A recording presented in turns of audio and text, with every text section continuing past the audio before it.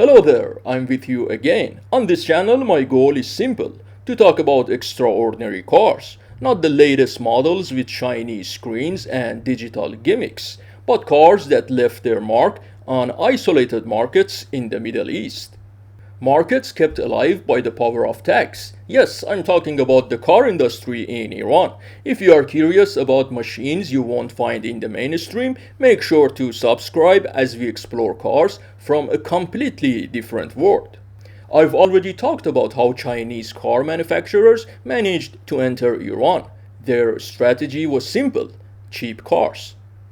Low prices were the only way to overcome heavy customs taxes, and in many cases, the only way to survive in this market at all. One of those companies with a history in Iran going back to the first decade of the 21st century was Lifan. Lifan started as a motorcycle manufacturer, but very early on they made a bold move and began exporting cars. Their real entry into Iran came with a sedan, the Lifan 520.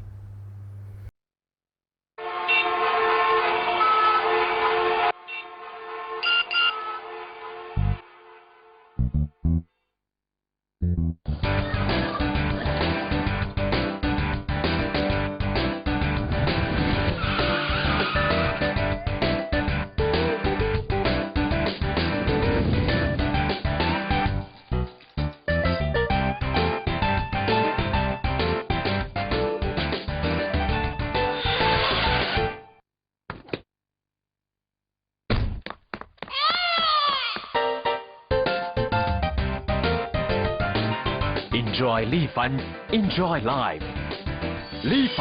The second model Lifan introduced was 320, a very obvious copy of the Mini Cooper. Later, Lifan introduced another version of the 520, the 520i.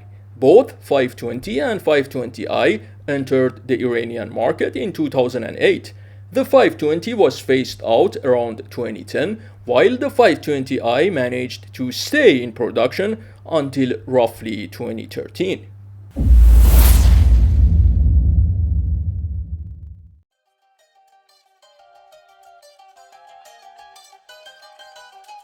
So far, the Lifan 520 has been one of the hardest cars I've ever had to find. I managed to locate a few, but most were in terrible shape.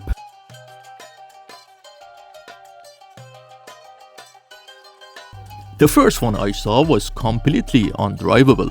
The front frame rails were twisted and out of shape, and the car clearly had a bad accident. The only thing still recognizable was the rear design, with its tall triangular taillights that stretch slightly into the trunk lid.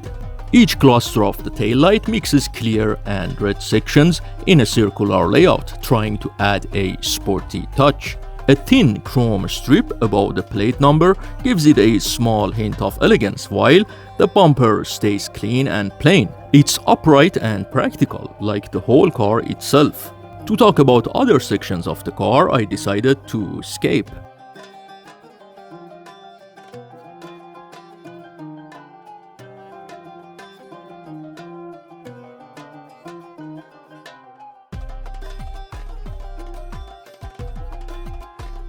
A few days later, I found another, a 17-year-old 520, sitting in the city's car dealer center, probably the hardest place to make a fair deal.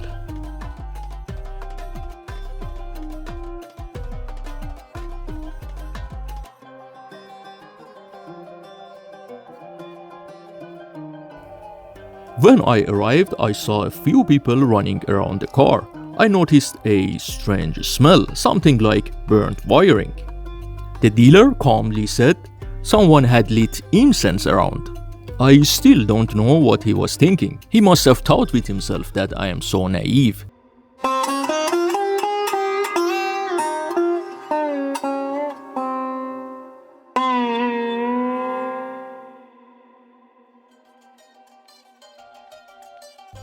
From the front, this one fortunately looked complete. The headlights had that teardrop shape stretching into the fenders. And the grille was small and simple with the Lifan badge in the center. The bumper was clean with two small fog lamps, giving it a basic, honest face. From the side, the car had soft, rounded lines and short overhangs. To protect the paint, the owner had added plastic covers around the fenders, and they just looked terrible.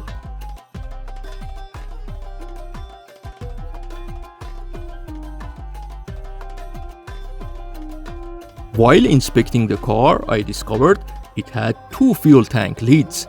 Even the dealer didn't know that. I opened the trunk and found no tank, only the marks where one used to be.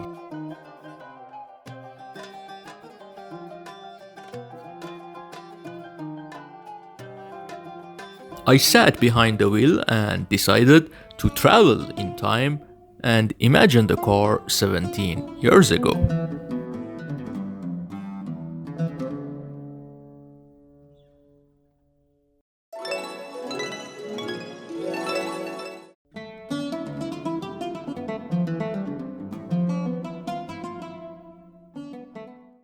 Even then, it was just an ordinary car, nothing fancy. The interior reflects that simplicity. A flat symmetrical dashboard, a basic stereo, 3 rotary AC knobs, and a plain 3-spoke steering wheel. In Iran, the 520 came with a 1.6-liter engine built by Tritec Motors, a Brazilian company that once supplied engines to the Mini Cooper, Chrysler Neon, and even the PT Cruiser. Lifan tried to improve the 520's design in the second version, the 520i. The front grille, bumper, and rear lights were among the main changes.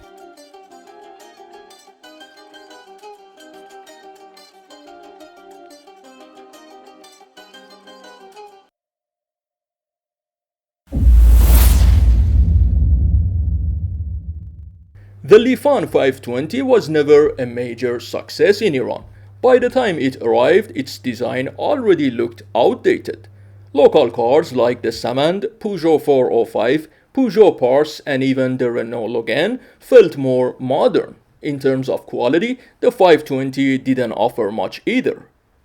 In China, the car was priced between $6,000 and $7,000, but once it reached Iran, taxes and additional costs nearly doubled that price. That put it in the same range as well-established local models, leaving very little reason for buyers to choose it. Today, if you want to buy a used Lifan 520 in Iran, you are looking at a price of around $2,000. And that's the story for today. Thanks for watching this episode. Please don't forget to subscribe to the channel. I'll see you soon.